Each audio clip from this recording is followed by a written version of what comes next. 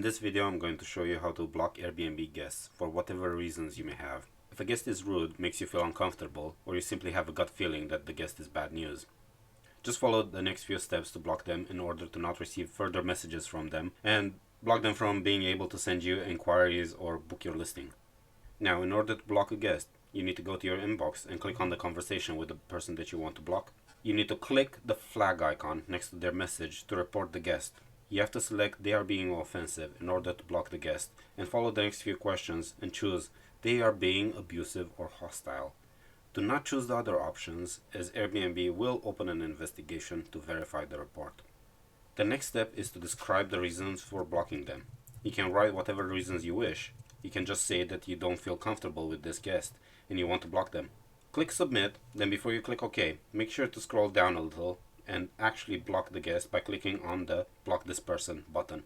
It's going to ask you if you are sure that you want to block them.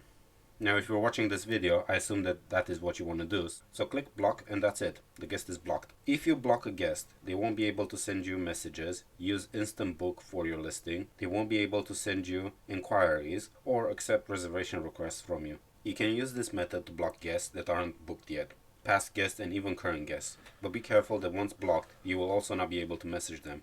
So avoid blocking current guests unless it's absolutely necessary. If you report a guest directly from their profile or from the booking details, you won't have the option of blocking them. So make sure to only report their messages using the flag next to them. And to end things the right way, here is the correct process again using a smartphone, and works just as well using a tablet.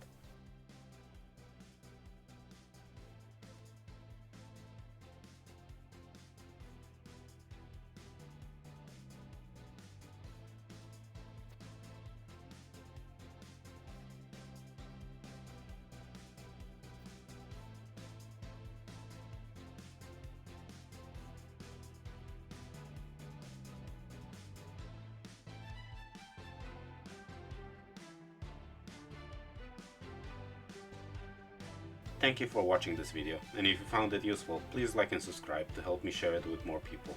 And don't forget to click on the little bell icon to be notified whenever I post a new video. Thank you.